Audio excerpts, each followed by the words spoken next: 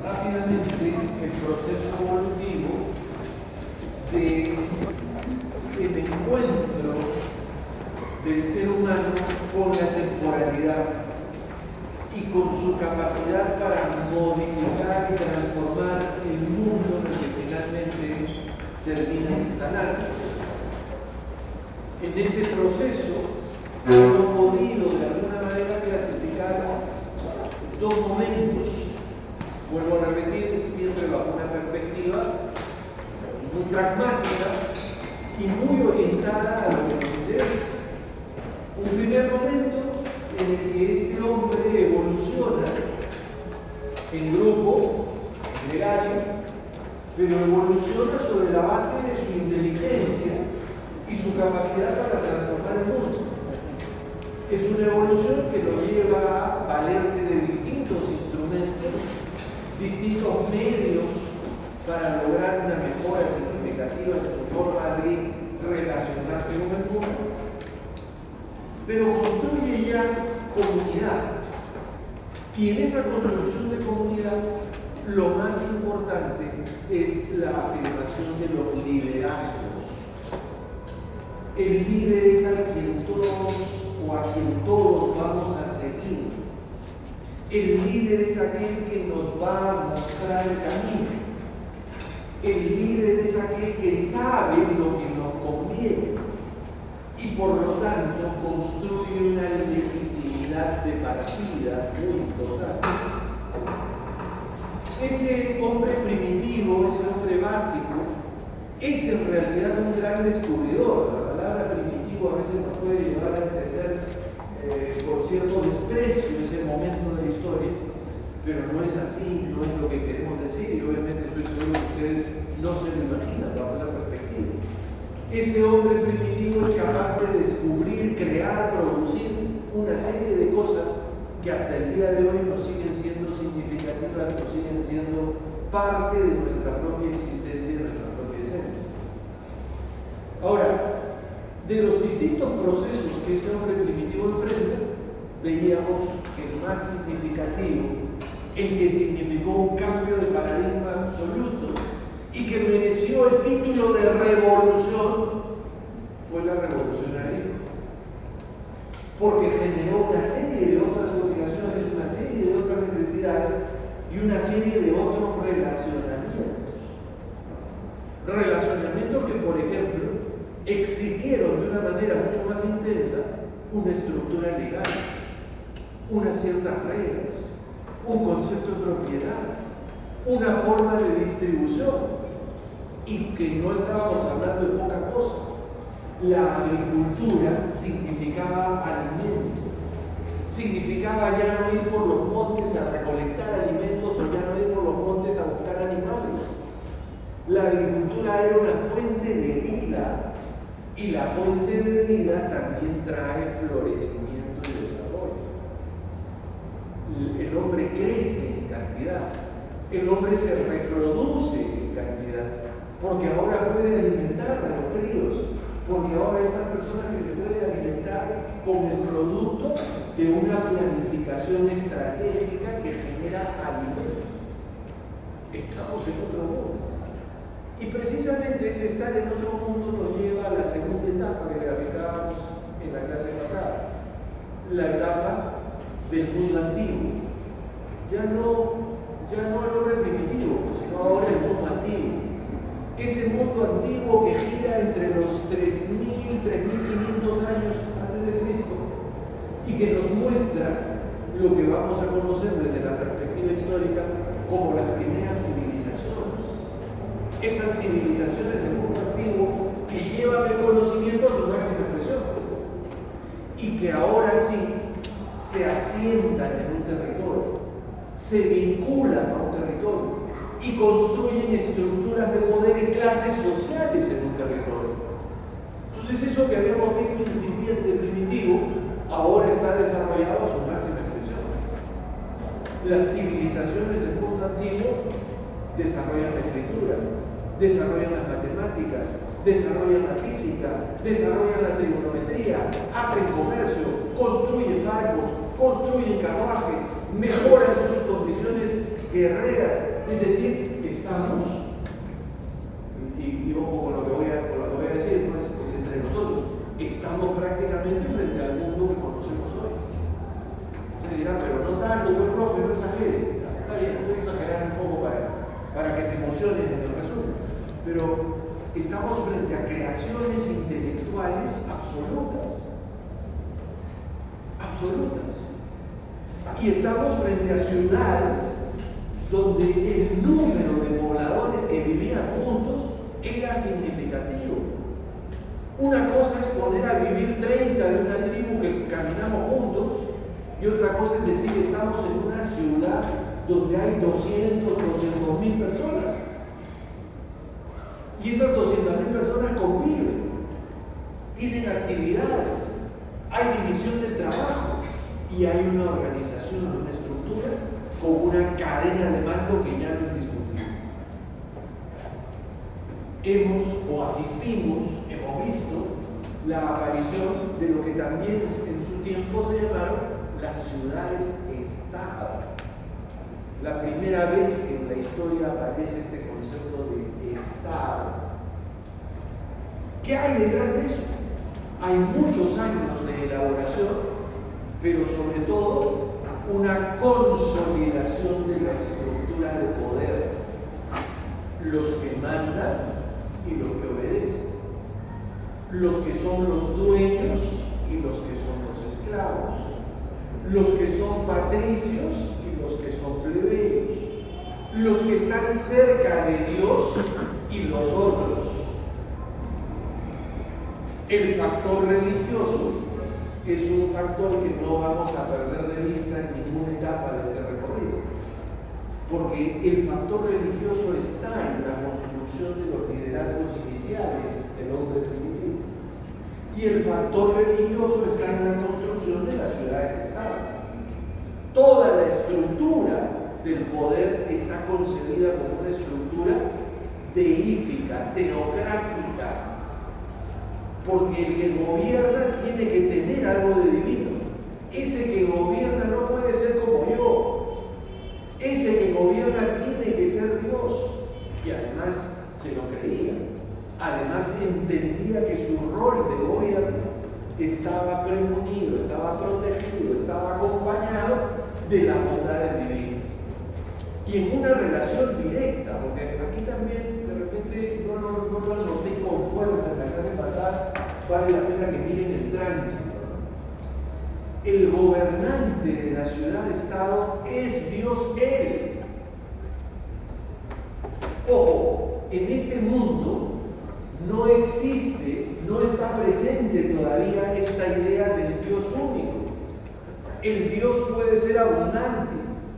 El politeísmo está difundido.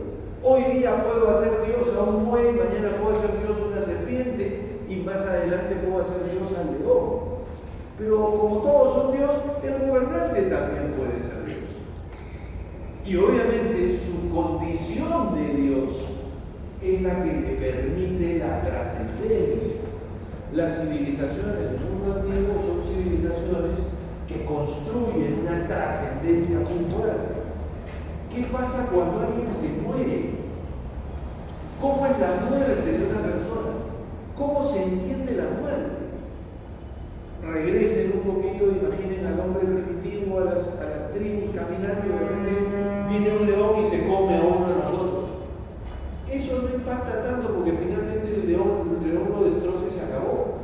La muerte que más impacta, creo yo, es la muerte de aquel que un buen día se muere. Lo van a mover y no reacciona. Y se le siente diferente, está friecito. ¿No? Y entonces seguramente lo paran, lo sientan, lo acomodan, dicen que está durmiendo. Y claro, lo conviven con él. Y de repente empieza a descomponerse. Empieza a cambiar de apariencia. Empieza a podrirse la carne, empiezan los procesos de descomposición. Oye, esto es feo, esto no hay que mirarlo, mejor hay que enterrarlo, mejor hay que desaparecerlo, hay que ponerlo lejos. ¿A dónde se fue? Pónganse a pensar un rato en todas las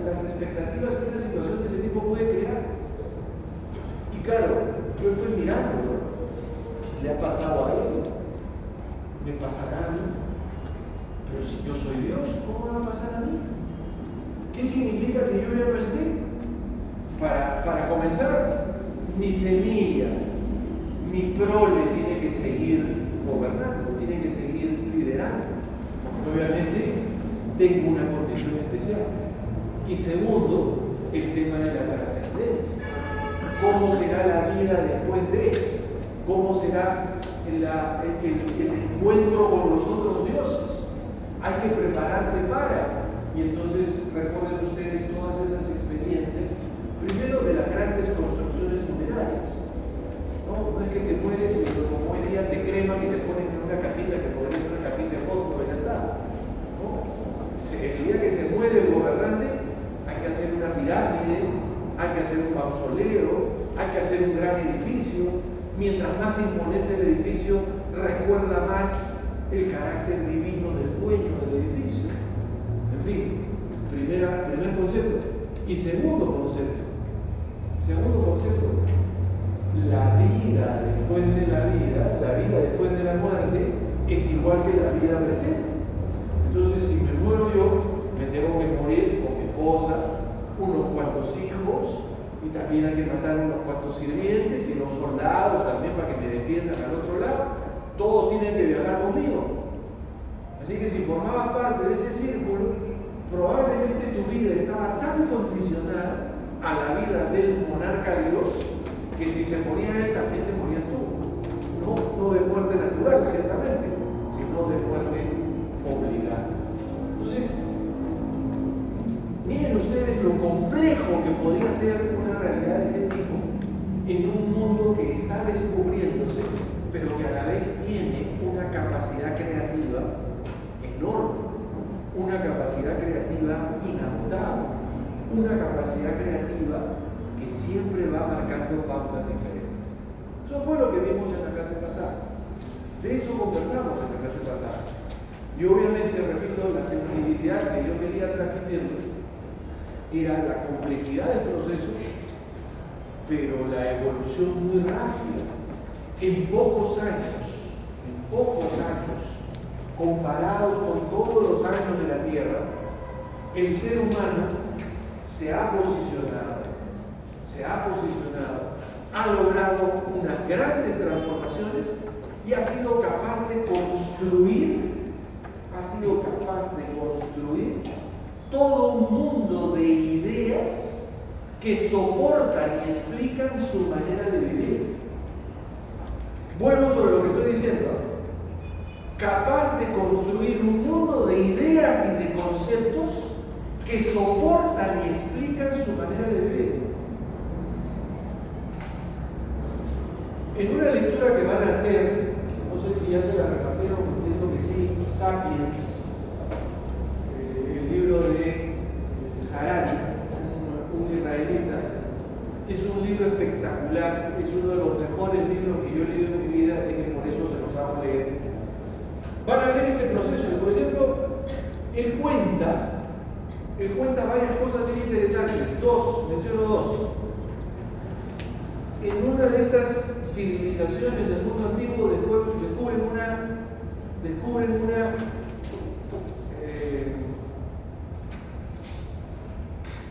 figura de un hombre con cabeza de león.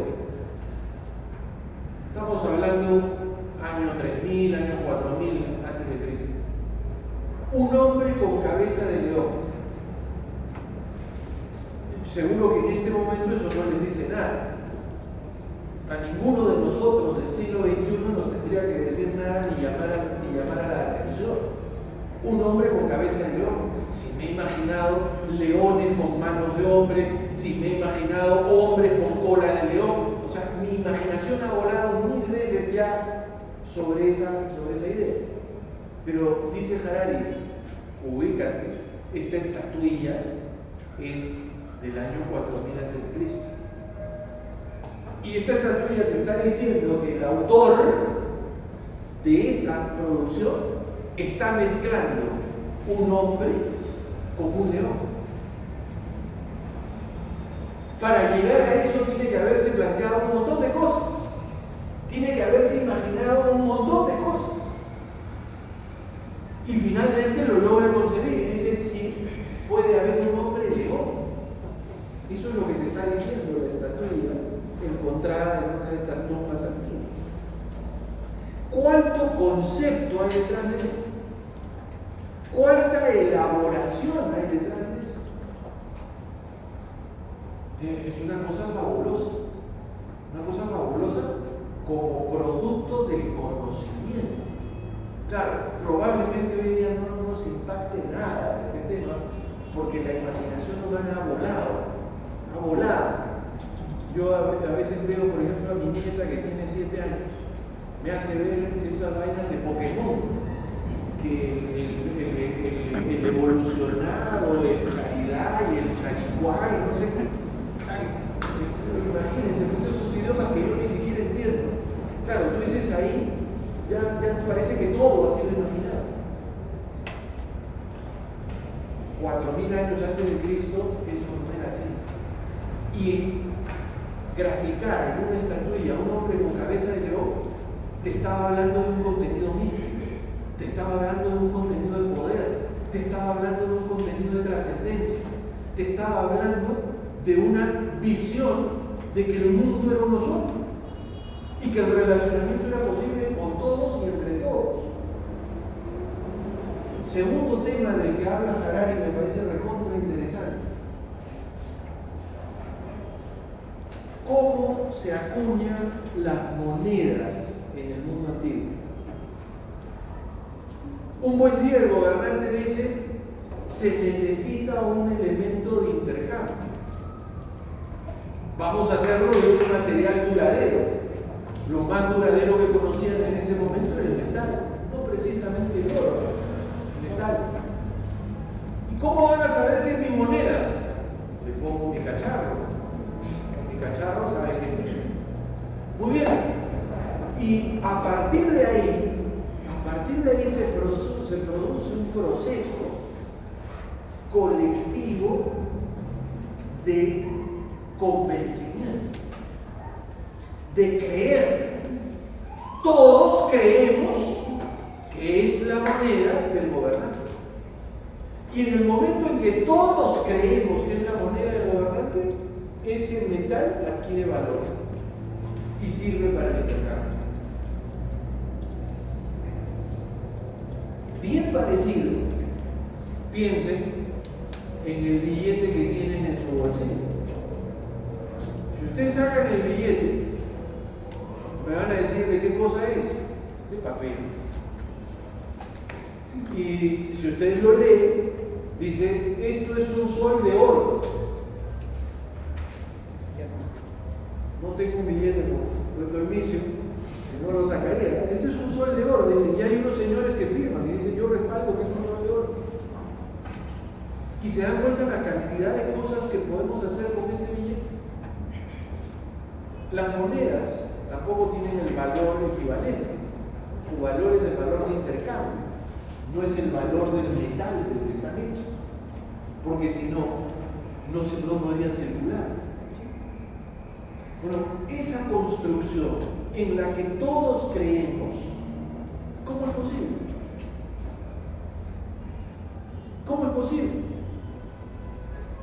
Es posible porque detrás de todo lo que estamos conversando hay un orden institucional en el que solo los seres humanos hemos podido coincidir. Esto no es un tema para los animales. Esto es un tema para la inteligencia humana.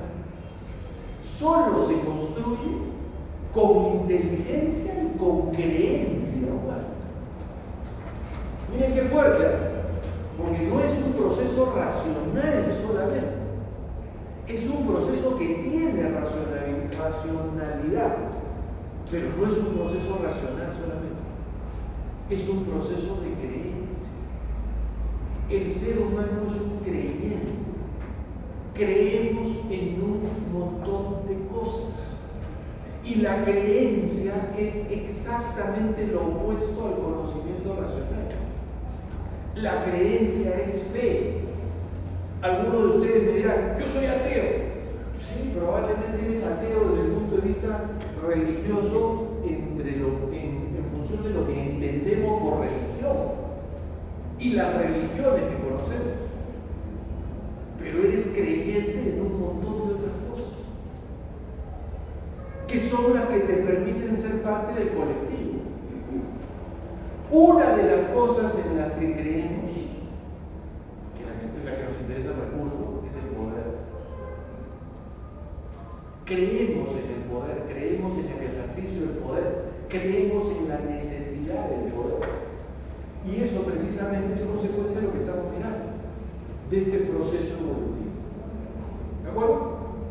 Si se dan cuenta, no he hecho nada más que un resumen. No les he contado nada nuevo. He visto con ustedes un resumen para poder empezar la clase del día de hoy. Si ustedes recuerdan también, en la clase pasada dijimos, de estas civilizaciones del mundo antiguo, muchas intentaron una expansión territorial.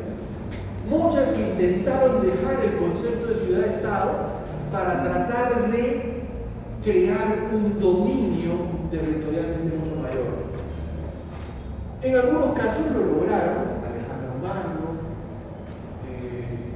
pero no fueron duraderos, fueron intentos efímeros. El verdadero intento significativo es el que nos trae a este momento de la historia el pueblo romano. Roma fue una ciudad-estado como muchas de las otras que hemos estudiado de manera general en la clase pasada. Sin embargo, es la cultura de mayor pervivencia en la historia de la humanidad. Cerca de 20 siglos de la historia de la humanidad están marcados por la presencia de la civilización romana. Entonces, la pregunta que uno tiene que hacerse es, ¿qué hubo en ese pueblo? ¿Qué fue lo distinto en ese pueblo que marcó esta condición de permanencia, que le dio esta capacidad de permanencia? Ustedes saben que Roma es una pequeña fundación del año 753 a.C. Tiene un origen medio místico, Rómulo y Remo, ¿no? los hijos de una reina y un dios, perdidos en el río, rescatados, amenazados por una loba, en fin, hay toda una referencia mística al origen de Roma, con Rómulo y Remo. Primera observación, ningún pueblo que es grande deja de tener un origen místico. De repente el origen fue lo más terrenal del mundo y lo más racional del mundo, pero todo pueblo grande que construye su historia le da un contenido místico a ese origen. ¿Por qué? Respuesta, porque los hombres necesitamos creer en algo. Necesitamos creer en algo. Y ese creer en algo común nos identifica, nos une, nos da consistencia, nos hace sentir hermanos, nos hace sentir parte de una misma historia. Los romanos no dejaron de tener esa historia, Rómulo y Remo. Es más, los historiadores dicen que en realidad entre el 753 y el 27 a.C., en Roma se van a suceder distintos reyes de poblados, jefes, líderes de poblados. Y mientras esa historia discurre, la presencia romana es una presencia circunscrita a la península itálica. Es decir, su mundo está ahí, las 7 colinas, el relacionamiento de norte a sur, etc. Inclusive Italia, lo que conocemos conocemos como la península itálica, hoy el sur de Italia, estaba dominado por los griegos. Los griegos estaban en Sicilia y estaban en toda la parte sur de Italia. Entonces con ellos convivían los romanos. Hasta que en un determinado momento se produce la expansión. Empiezan a crecer, empiezan a dominar el territorio y se hacen prácticamente de toda la bota, la península itálica que ustedes conocen geográficamente y que yo traté de dibujar muy mal la clase pasada y que no voy a volver a intentar en esta porque ya me da vergüenza. Entonces, llegan a dominar toda la península itálica y como les contaba, los griegos estaban al sur de Italia. Su primer relacionamiento bélico es con los griegos. Su primera dominación es por los griegos. Es una dominación por las armas. Efectivamente, los romanos llegan a dominar a los griegos por las armas. Sin embargo, los historiadores más avisados, más visionarios, dicen que si bien la guerra la ganaron los romanos, la transculturación la ganaron los griegos. Porque es de los griegos que los romanos escuchan hablar de república, hablar de democracia, hablar de gobierno, hablar de organización. Y la ponen en práctica. La ponen en práctica. Una vez que han dominado la península itálica, pasan a dominar el Peloponeso, o sea, toda la zona de Grecia, pasan a dominar toda la zona de Europa Central, salvo la Germania. Los alemanes siempre fueron muy trejos y la dominación romana sobre Alemania nunca fue definitiva. Pero sí, todo lo que hoy día es Francia, todo lo que hoy día es Austria, todo lo que hoy es Bélgica, todo lo que hoy día es España, el norte de África y el centro de Asia, Asia Menor, todo lo que significaba, por ejemplo, la zona de Egipto, la zona de Mesopotamia, la zona de Israel, la zona de Persia, etcétera, etcétera, etcétera. Ese proceso de dominación se va a ver consolidado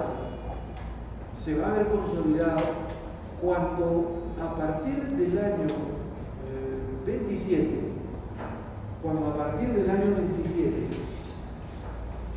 la forma de gobierno romana muda a lo que vamos a conocer como el imperio, es decir, un emperador. Y ese emperador va a ser el líder de Roma por todos los siglos que continúan hasta el 453 en Occidente y el 1473 en Oriente. A ver, pensé, números exactos que nunca me acuerdo. 476 en Occidente y 1453 en Oriente. 476 en Occidente y 1453 en Oriente. Saquen su cuenta. Ahí hay más de 20 siglos. Desde el 753 que inicia esta historia, antes de Cristo, ahí hay como 7 siglos. Y hasta el 1453 que esta historia termina en Oriente, ahí hay 15 siglos. 15 y 7 son 22 siglos de la historia de la humanidad marcados por la presencia de los romanos en esta historia. Importante, ¿verdad? Algo tenía que haber de especial. Bueno, si nos preguntáramos qué cosa era lo que había de especial, ¿qué cosa es lo que hizo diferente a los romanos? Podríamos escribir un libro enorme, no es el caso, estamos en un resumen muy acotado.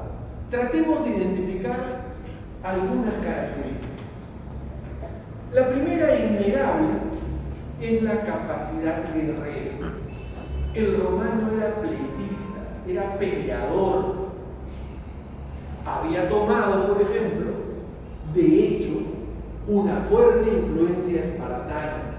Ustedes recuerdan, los griegos, el pueblo espartano era un pueblo dedicado al culto del cuerpo. Nacía un niño medio chacadito, ¿qué cosa hacía? Lo botaban del monte porque no iba a servir. Acá sirve el que sabe pelear, acá sirve el que es fuerte, acá sirve el que es sano. Concepto corporal, fuerza física. Los romanos eran excelentes guerreros, eran excelentes luchadores, eran excelentes hacedores de armas de guerra, eran excelentes constructores de barcos de guerra, eran excelentes fabricantes de instrumentos de guerra, digamos que modernos, la catapulta, por ejemplo, la catapulta, porque una cosa es agarrar una piedra con la mano y lanzarla, y otra cosa es lanzar una piedra de grandes dimensiones con un instrumento mecánico que reproduce la fuerza y permite una expulsión realmente significativa. Imaginen ustedes lo que eso podría significar. Lo segundo, eran muy buenos estrategas. Los romanos inventaron una forma de hacer guerra que hasta ese momento era una novedad. Lo que le llamaban la movilización por escudo. Todas las huestes se alineaban con escudos defensivos y avanzaban como una aplanadora, protegidos con el escudo. Algo que puede parecer muy simple, muy sencillo, fue realmente una clave en el éxito guerrero romano.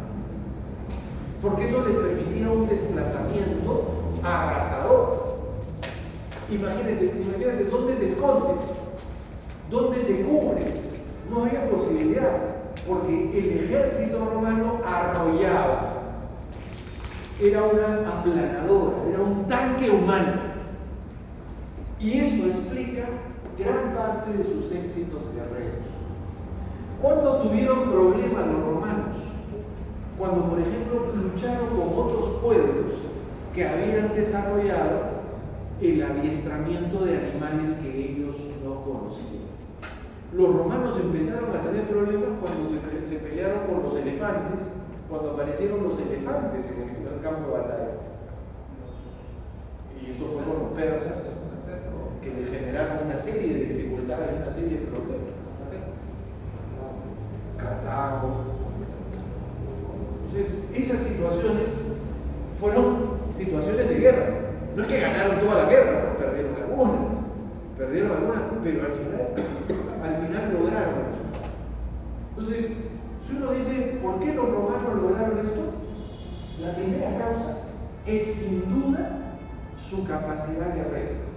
O sea, era un pueblo peleador, era un pueblo que sabía pelear, era un pueblo que cultivaba las virtudes de la guerra. Segundo tema, y esto le va a sonar romano, era un pueblo que peleaba por honor. Había una creencia de honor. Había un compromiso en el que todos estaban involucrados, que era el compromiso, voy a utilizar palabras del siglo XXI, que era el compromiso de la patria romana. ¿Por qué peleas? ¿Por qué entregas tu vida? ¿Por qué corres el riesgo de morir? ¿Por qué vas y mueres? Por Roma. Y eso es un honor. Feliz, bendecido, honrado el que muere por Roma. ¿Tú morirías por el Perú?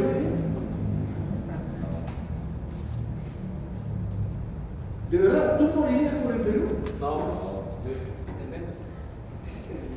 Hay para todos los gustos, ¿sabes? No, sí, depende. Es una respuesta bien personal. Es una respuesta bien personal. Pero quiero llevarlos al extremo. De eso estábamos hablando. Estábamos hablando de gente que estaba decidida a morir por lo que para ellos significaba Roma. Yo te he preguntado, ¿tú no irías por el Perú? Si a mí me preguntan eso, yo lo primero que preguntaría es, ¿qué Perú? ¿Cuál?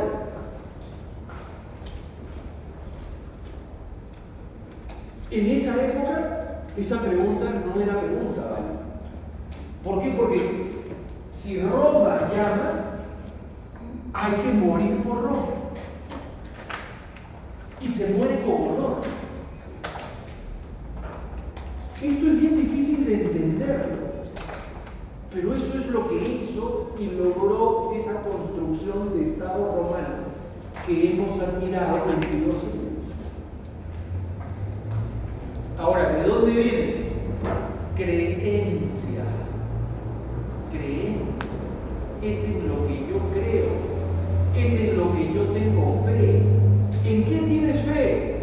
En el honor de Roma, en el poder de Roma, en el éxito de Roma, en lo que Roma significa para mí y para el mundo. Qué interesante, qué fuerte, qué profundo. Ahora, tercer tema. ¿Cómo se construye eso? Eso se construye con adoctrinamiento. Los romanos eran excelentes adoctrinadores. ¿Y saben dónde adoctrinaban? ¿Dónde? En la familia. En la familia.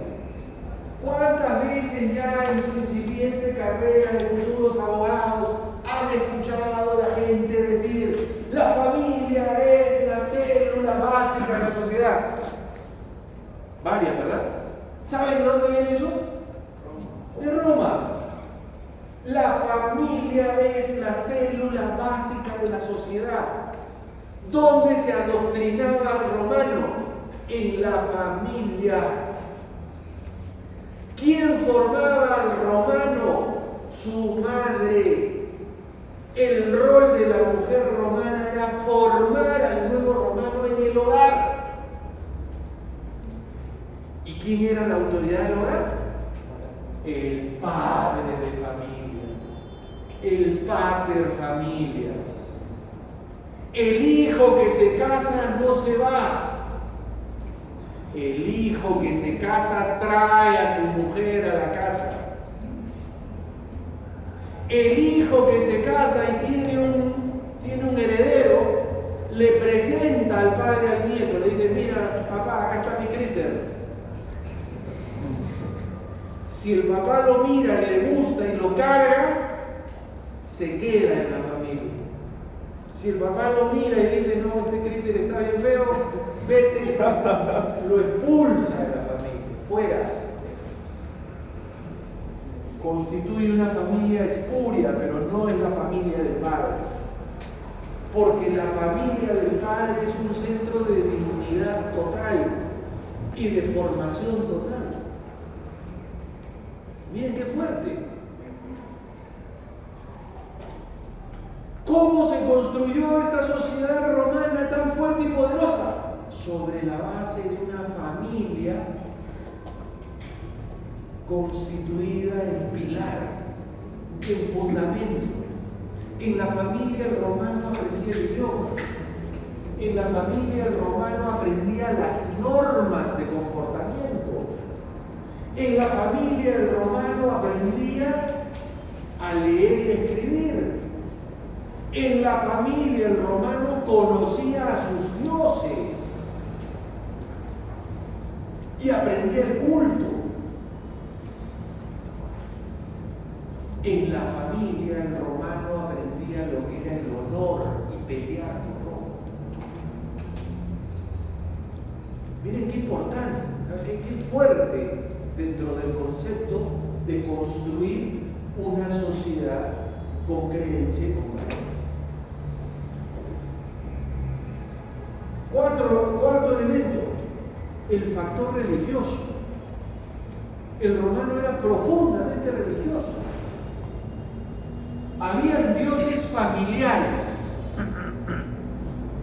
Cada familia tenía su Dios en casa, al que se le rendía culto. El barrio tenía el Dios del barrio. El pueblo tenía el Dios del pueblo. La región tenía el Dios de la región. Y existían los dioses nacionales. Algún historiador con cierta acidez ha dicho que los romanos tenían tantos dioses durante toda época del año que o estaban peleando o estaban celebrando. Y miren esta idea, o peleando o celebrando. Es decir, me estoy jugando la vida, estoy a punto de morir en una batalla, o estoy en mi entorno divirtiendo. El mensaje es bien interesante, ¿eh? Deber, placer. Deber y placer. Mientras no estoy cumpliendo con mi deber, ¿qué cosa estoy haciendo? Estoy gozando. Estoy en una estructura placentera.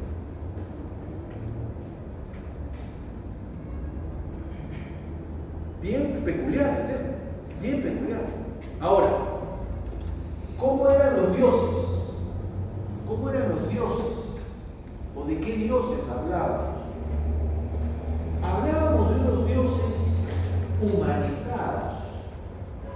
Roma es una evolución desde el punto de vista deífico. Una evolución que obviamente ha mirado a Grecia. El Dios ahora se presenta como un Dios humano, antropomorfo, un Dios que además se relaciona con los hombres, tiene relaciones con los seres humanos, tiene hijos con los seres humanos y participa de los conflictos que puede enfrentar la sociedad del pueblo romano en un esquema cotidiano. Y está el Dios de la guerra, el Dios de la agricultura, el Dios del vino. El Dios está presente, está siempre ahí porque forma parte de una realidad cercana. Ya no hablamos ciertamente del Dios león, ya no hablamos del Dios serpiente, del Dios buey. Los romanos empiezan a mirar sobre el hombro a estos otros pueblos que todavía están rezagados en esa creencia divina. ¿Cómo tu Dios puede ser un buey? ¿No? ¿Cómo tu Dios puede ser un buey si mi Dios es Apolo, que es una belleza? ¿No? Que es un hombre como tú o como yo. Hay un cambio, hay una evolución tremendamente importante. Quinto elemento,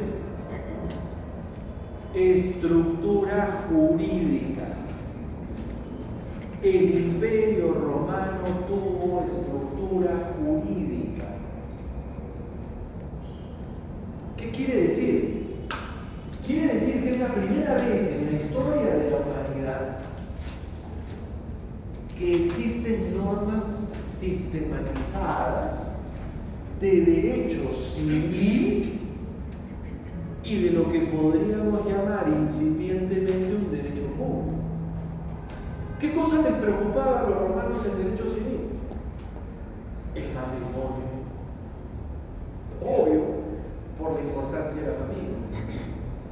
La herencia. ¿Qué pasa cuando se muere el dueño de los bienes? ¿Cómo se transmiten los bienes? Las obligaciones. Los romanos contrataban. Entonces los contratos se celebran para cumplirse. Si te has comprometido conmigo a construirme la casa, tienes que construirla. O sea, temas propios de obligaciones y contratos son muy importantes en el mundo jurídico romano, que hay reglas para ello. En el ámbito del incipiente derecho público, nos vamos a encontrar más bien con temas de pertenencia. ¿Quién era romano, quién no era romano? Pertenecer a Roma era una cuestión pues así especial, no cualquiera era ciudadano romano. Y el ciudadano romano tenía unos derechos que no tenían otros. Entonces ahí hay una primera aproximación a lo que puede ser una categoría jurídica otorgada por el Estado. ¿Eres ciudadano de Roma? Muy bien. El Estado romano te protege, el Estado romano te acompaña, el Estado romano te entrega ciertas cosas. Si no eres ciudadano, no. Y obviamente entre ser ciudadano y no serlo, siempre era posible encontrar el grupo social de los esclavos. Esclavos derivados de la guerra, esclavos derivados del incumplimiento de obligaciones, prisión por deuda, por ejemplo, si era posible en esa época, ¿no? Esclavos simplemente que habían perdido su libertad por alguna razón o condición contemplada en una estructura normativa. Ustedes han llevado su curso de romano, y estoy seguro que cuando estaban sentados ahí decían: ¿para qué diablos estoy acá? ¡Qué aburrido esto! ¿Se dan cuenta cómo han perdido el tiempo? Porque en su curso de romano está toda la base del derecho civil que lo va a acompañar siempre, que va a ser parte de su realidad jurídica siempre. Cuando vuelvan a obligaciones, contratos, a familia, a herencia, a matrimonio, estarán volviendo a conceptos de derecho romano. ¿Me siguen? Miren la importancia. Miren la importancia. Lamentablemente cuando uno es chico no lo entiende. A mí también me pasó. O sea, yo en mi curso de romano floté.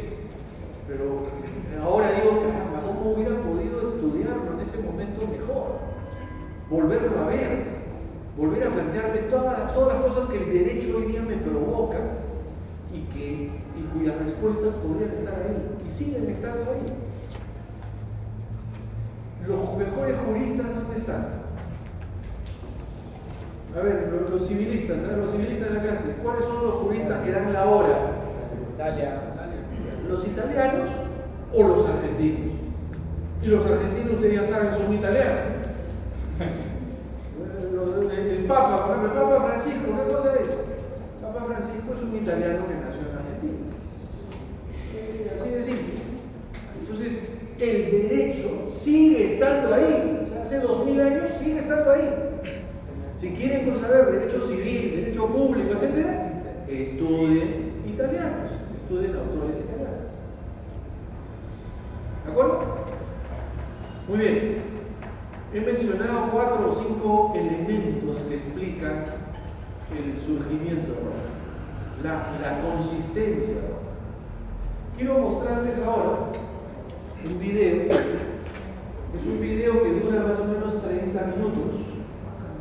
Vamos a terminar la clase de hoy con esto. Es un video muy antiguo que yo logré rescatar. No está masterizado, el audio, la visión puede ser un poco lenta, pero es de lo mejor que hay sobre lo que significó Roma. Quiero que se metan un rato en la ciudad de Roma, en la cultura romana. Más de 1,5 millones de habitantes, lo que significaba que todos estuvieran juntos, que todos vivieran juntos. Apagamos el ruido.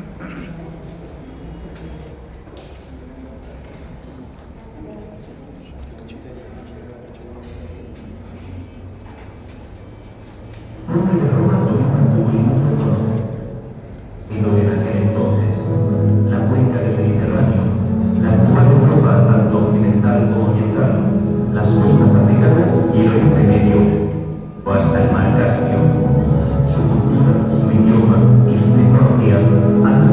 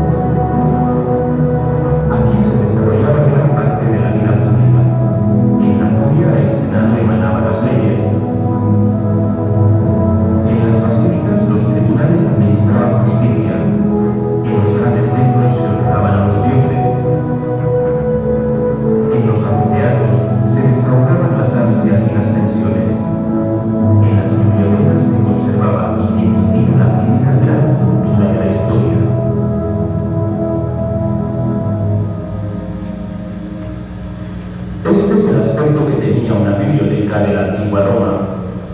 Y parecidas a estas debían ser las salas del tabulario, edificio en las faldas del Capitolio, donde también se hallaba ubicado el Archivo de Estado.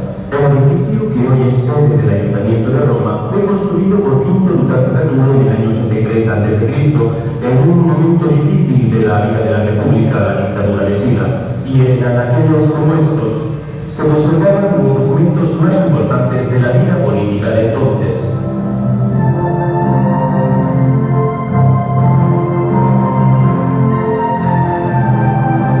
El edificio estaba construido con tuba y peperino y se articulaba en varios pisos. La primera galería estaba dividida en sectores, cubiertos con bóvedas de cañón y abiertos hacia el exterior, con arcadas encuadradas por semicolumnas dóricas.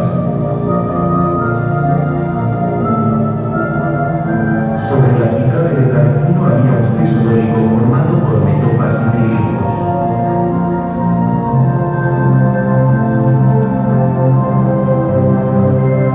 El piso superior, que se desmoronó durante la Edad Media, consistía en una galería cerrada con 12 imponentes columnas corintias.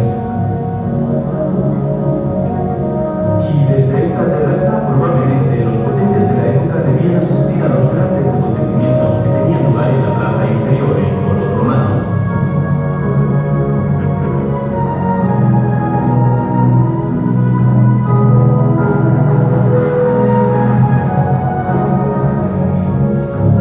Parecerá extraño, pero en esta zona de la Roma antigua, a pocos pasos del Palacio Imperial y donde se desempeñaban las principales funciones públicas del Estado, los romanos también venían a jugar.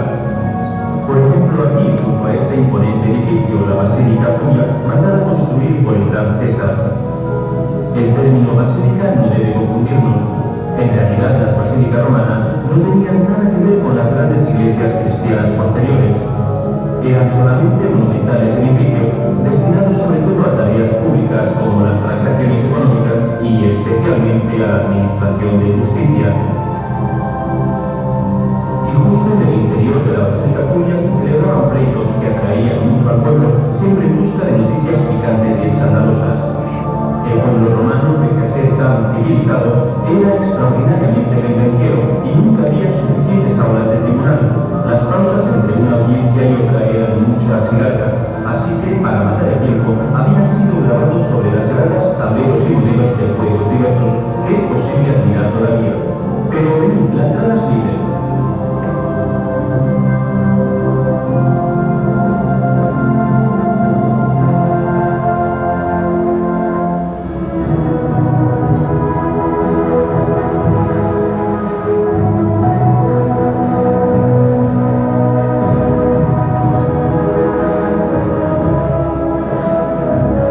La basílica tenía dimensiones imponentes.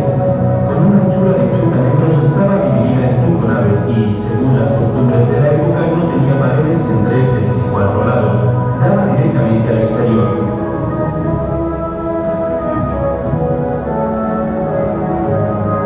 Aquí desempeñaba su tarea el Tribunal de los Centurios y, gracias a varias cortinas y tabiques, podía albergar nada menos que a 4 tribunales al mismo tiempo. Como decíamos, las audiencias eran públicas y, especialmente cuando en ellas estaban involucrados personajes famosos, el pueblo se arrodillaba para verlos, con tanto gentío y confusión que podemos fácilmente imaginárnoslo. Pero tal vez es mejor irse. Hoy hay una importante sesión en el Senado.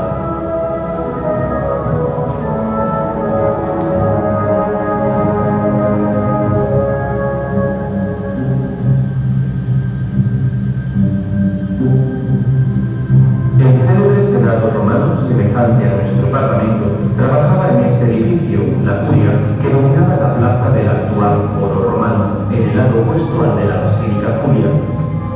La construcción de este edificio también había sido ordenada por el gran Julio César. Se trataba de un lugar muy importante para la vida de la ciudad.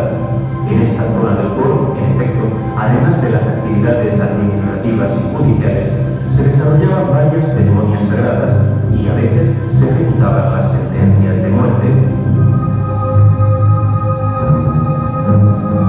El edificio era a la vez austero y majestuoso. La entrada estaba cerrada por una grandiosa puerta de bronce que en el siglo XVII fue utilizada para el portal central de la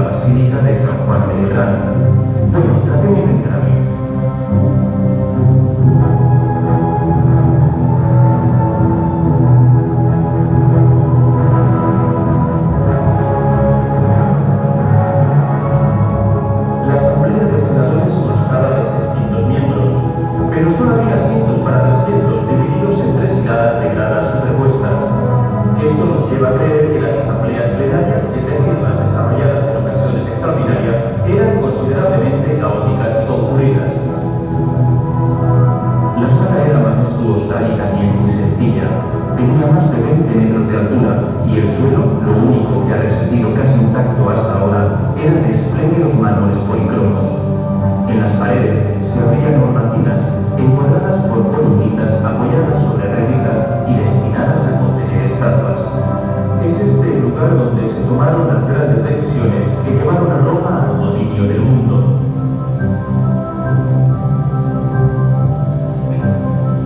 Hemos visto que esta zona de Roma era tal vez la más concurrida y caótica de la ciudad.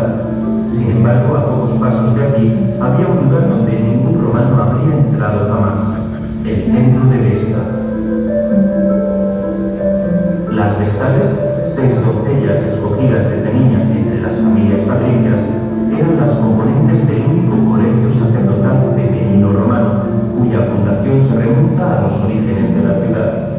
Parece que incluso Rea Silvia, la mítica madre de Rómulo y Remo, había sido una vestal de familia real. Su función era la de mantener perennemente encendido el fuego sagrado, conservado en el interior de un pequeño templo dedicado a la diosa Vesta. El templo estaba formado por un podio de mármol de casi 15 metros de diámetro, en cuyo centro estaba la naos, rodeada de columnas corintias. Las vestales debían ejercer sus funciones durante 30 años y estaban sometidas al voto de castidad bajo pena de muerte. Como contrapartida gozaban de importantes medios financieros y de inmenso prestigio. Se les reservaban puestos de honor en los espectáculos y tumbas ubicadas en el interior de la ciudad. La tradición le reservaba incluso el conceder el perdón a un condenado a muerte que se hubiese topado con una de ellas por la calle. Se alojaban en un gran edificio adyacente al templo, construido alrededor de un gran arco.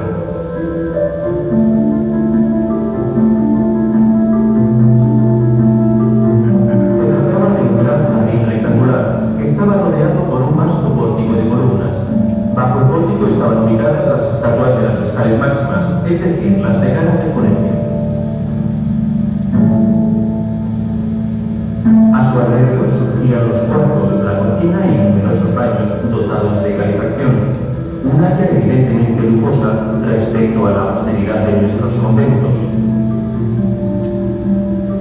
Junto a la clásica zona del foro romano empezaron a surgir otros foros a partir del siglo I a.C., por voluntad de algunos grandes personajes de la época. Estos se desarrollaron según un determinado plan urbanístico que trataba de crear centros de interés común, donde el pueblo pudiera participar en la vida pública. De manera que eran lugares muy codiciados por los potentes de la época, que veían en ellos la posibilidad de manifestar y celebrar al máximo su poder, por lo que no dudaban en gastar cuantiosas cifras.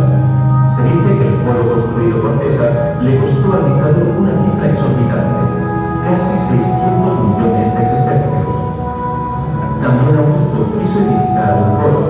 El proyecto, es más, nació de una promesa hecha muchos años antes, en vísperas de la batalla de Filipos, en la que murieron Bruto y Casio, los asesinos de César. El foro de Augusto fue inaugurado en el año 2 a.C. No es tan majestuoso como el que más tarde construyó Trajano, pero estaba dominado por un espléndido templo dedicado a Marte Unto, es decir, pecador. El foro era la sede de los sacerdotes de Marte, que allí celebraban varios ritos, y también era utilizado por los senadores para guardar sus bienes en cajas fuertes que para tal propósito en él se guardaban. Todo el conjunto nació como centro de representación destinado a glorificar al emperador. Aquí se reunía el Senado para las declaraciones de guerra y de paz, y sobre su altar los gobernadores realizaban sacrificios antes de partir con destino a las provincias.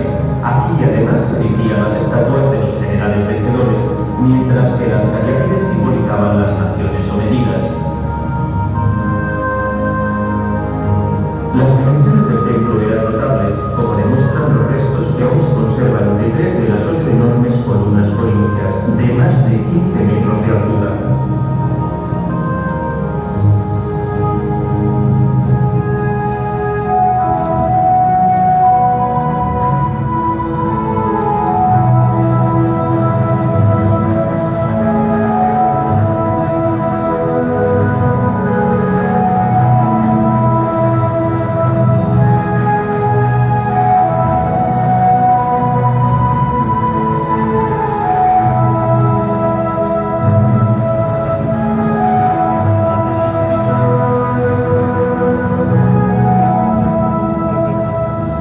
embargo, tendremos que esperar otro siglo para haber realizado junto al foro de Augusto el más imponente y espectacular de los foros romanos, el de Trajano.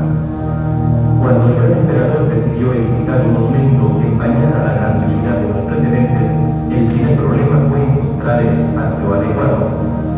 Haciendo gala de su férreo carácter, Trajano no dudó en mandar derribar una colina, la que separaba el Capitolio del Quirinal. La obra fue inmensa, considerando que el nivel de la colina aplanada, reportado por una inscripción en su base, corresponde a la altura de la célebre columna que se yergue aún hoy sobre los restos del foro, 30 metros.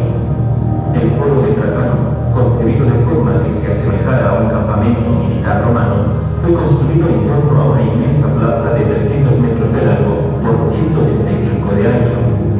Por su aspecto imponente, se volvió de inmediato uno de los principales centros administrativos de la ciudad. El elemento más bello del foro es la célebre columna llamada también Trajana, tal vez el monumento romano mejor conservado de todos los que hemos heredado. Su finalidad era la de conservar los restos del gran emperador en una urna de oro y difundir sus hazañas. En su interior es hueca, por una escalera de caracol se llega hasta la cima, antes ocupada por una efigie de Trajano y hoy adornada con una estatua de San Pedro. La columna está completamente envuelta por un friso en relieve de más de 200 metros de longitud, a lo largo del cual se puede observar una extraordinaria representación de escenas de las dos guerras combatidas victoriosamente por Trajano contra los dacios, un tenaz pueblo que habitaba en la actual Rumanía. Se trata de un verdadero film de mármol, como la definió el escritor Italo Calvino, una obra maestra de la escultura de todos los tiempos que nos permite revivir, como en un maravilloso film antiguo, las diferentes fases de la campaña. Originariamente la columna estaba rodeada por una serie de edificios, un templo dedicado a Trajano y dos bibliotecas de cuyas ventanas era posible admirar más de cerca las escenas historiadas. Pero el edificio más importante del foro era la Basílica Urbia, obra del gran arquitecto Apolodoro de Damasco. La basílica era la más grande de Roma, medía de hecho 170 por 60 metros.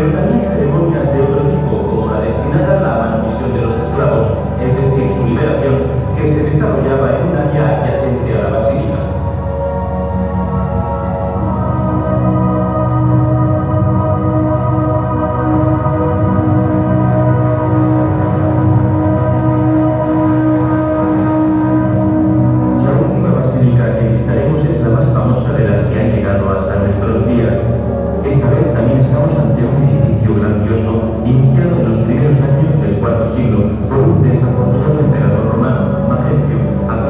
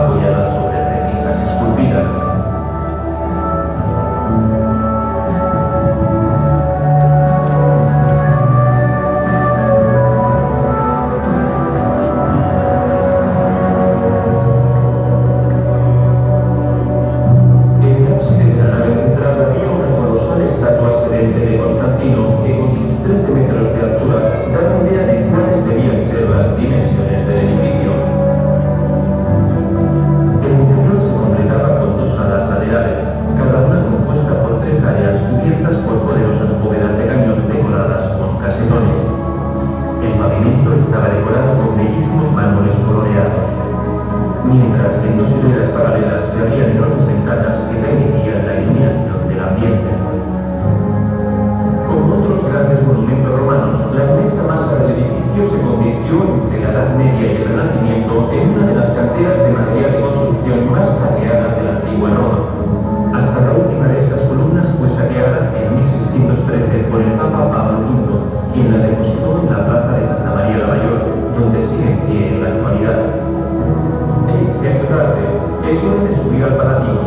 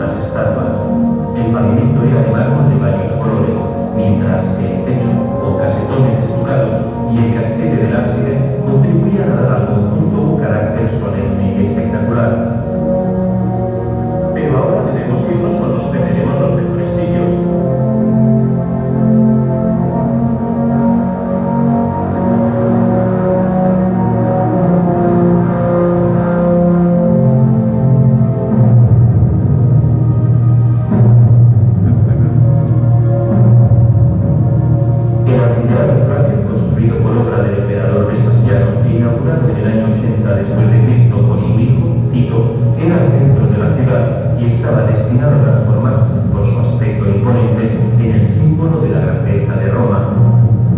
Para edificarlo sirvieron 100.000 metros cúbicos de travertino, una caravana de más de 200 carretas al día que durante 5 años iban y venían de las lejanas canteras de Tivoli, y sus constructores lograron completar la ciclópea obra en solo 8 años.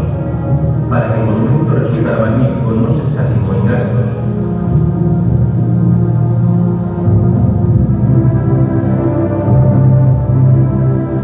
El anillo exterior tiene más de 50 metros de altura y está constelado por centenares de arcos, cada uno de los cuales estaba adornado con una estatua.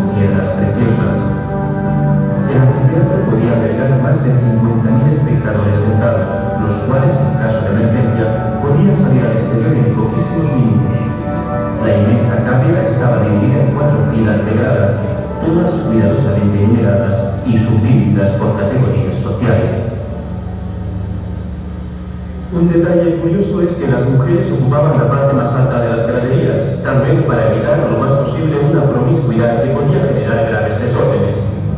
A pesar de sus dimensiones, la visión era perfecta desde todas las hileras de asientos.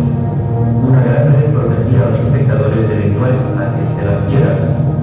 Todo el anfiteatro estaba cubierto en los días de sol por un inmenso velario que garantizaba sombra y fresco a todos los espectadores. Su despliegue requería un esfuerzo grandioso y su dinámica está rodeada de gran misterio. Probablemente, un gran anillo metálico era alzado gracias a centenares de cuerdas que tenían su eje sobre astas puestas en la parte superior del último piso. Sobre este se desplegaban las grandes velas de tela, con una grandiosa operación colectiva efectuada por más de 1000 expertos marineros de la flota imperial de Miseno. Y mientras los espectadores se acaloraban, excitándose con las hazañas de los célebres gladiadores, bajo el inmenso pavimento de madera cubierto con arena que formaba luego un dramático y frenético mundo subterráneo, organizaba el próximo espectáculo. En los subterráneos de la propiedad, en efecto, centenares de animales de las especies más variadas eran trasladados y empujados hacia la salida de la arena a través de ingeniosos resbaladeros y montacargas. Y no se trataba de animales pacíficos, si se tiene en cuenta que además de los clásicos leones, combatieron en la arena elefantes, osos, toros e incluso aves cruces y cocodrilos. Lo que los romanos en cambio nunca vieron fue el martillo de los cristianos, que pese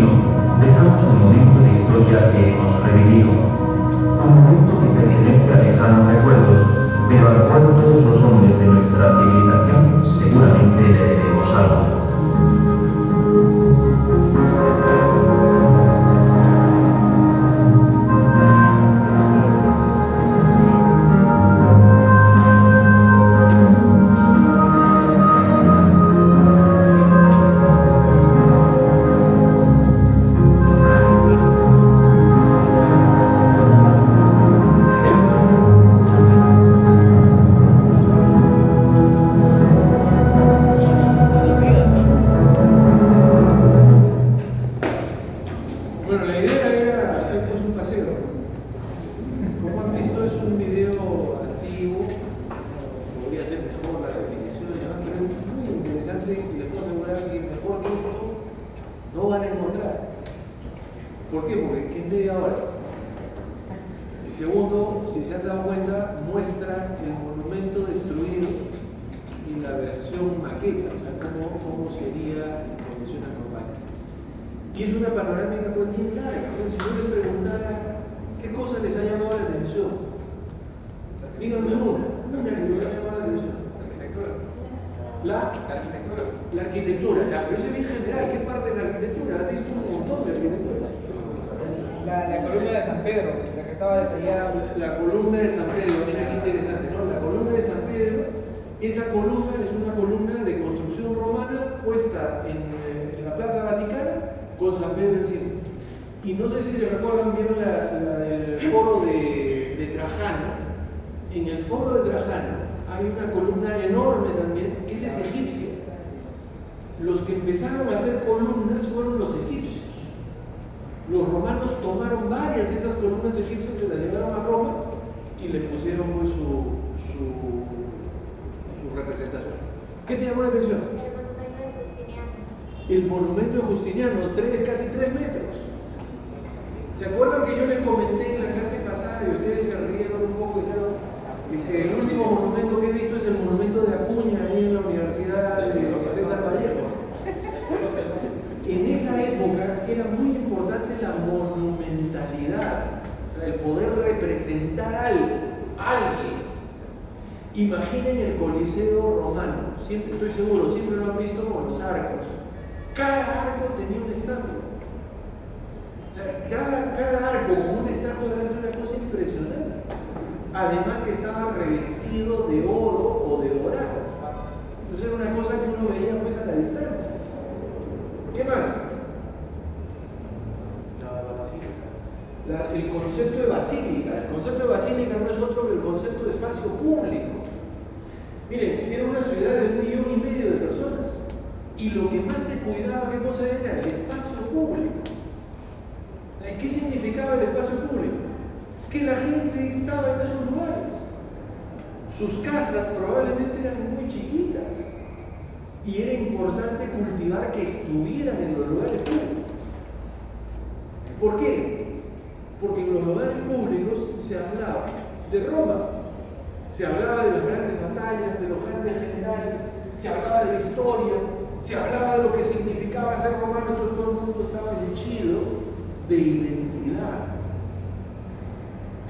Nosotros no podemos ni entrar a la Plaza de Armas, a la Plaza Mayor, está tomada la Plaza Mayor. Han ido, por ejemplo, a la Plaza San Martín, han ido a la Plaza 2 de Mayo, han ido a la Plaza Bolognese, o sea, se han paseado por ahí. Si alguien de ustedes contesta no, miren qué importante es conocer tu ciudad, conocer tu identidad, lo que eres, de dónde vienes, a qué sitio perteneces. Otro tema. Las diosas, ¿no? Las vestales, su virginidad dedicada a la diosa Vesta. Si se casaba, o sea, en realidad no si se casaban, si tenían relaciones sexuales mataban. Y si alguien osaba tocar una vestal, también lo mataba. Era un tema de culto, de referencia. Ahora, no tengo un detalle, no sé si lo escucharon bien. Vestales no podía ser cualquiera. Tenían que ser de familias patricias. ¿Quiénes eran las familias patricias? Eran las familias que se consideraban las fundadoras de Roma, los de la primera época, los de Rómulo y Remo. Entonces ellas tenían un tratamiento especial. Clases sociales, división social siempre ha existido. ¿Qué más? Las asambleas. El Senado, una cosa alucinante, el Senado, ¿no? Primero, hay un edificio enorme. Segundo, 600 senadores. Pero solo había sitio para 150. Y los demás, allá atrás. En esa época no había micro. No había micro, se callan y me escuchan. No. Había que hablar a viva voz. Eso debió de ser una locura. Y sin embargo, ahí se tomaban las decisiones más importantes para el imperio. Los romanos eran muy limpios, se bañaban. Y por eso se bañaban, se afeitaban. El romano tenía que afeitarse. Eso se va a perder en el siglo IV, en el siglo V. Pero hasta antes de eso había que afeitarse. Y había baños públicos. Los romanos se bañaban en público. O sea, ibas, te calateabas y te bañabas. Igual también los baños fisiológicos. Tú tenías tu silla acá y la silla del otro estaba al lado, y mientras estaban ocupados haciendo lo que todos tenemos que hacer, conversaban. Era un momento de encuentro. El uso del agua.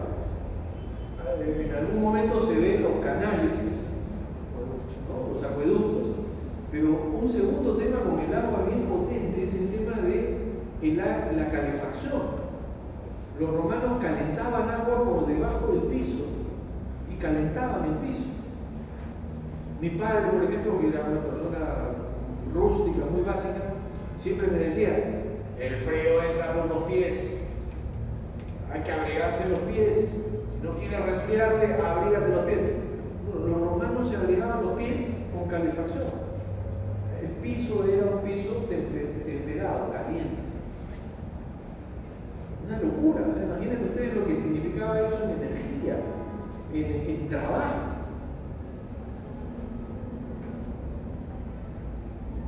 ¿Algo más que les haya llamado la atención?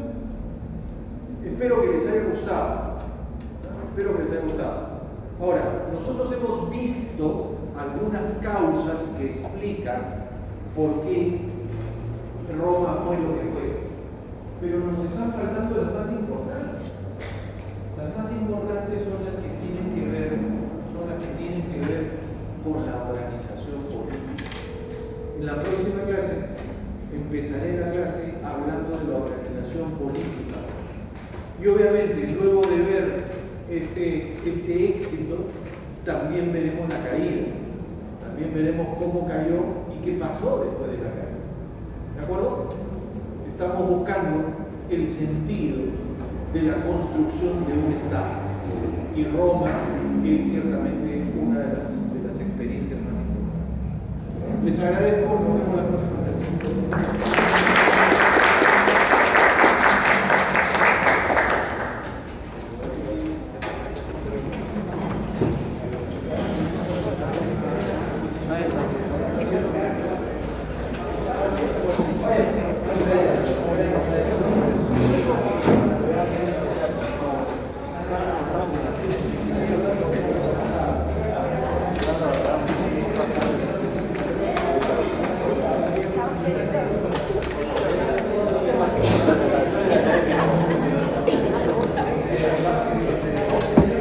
Gracias.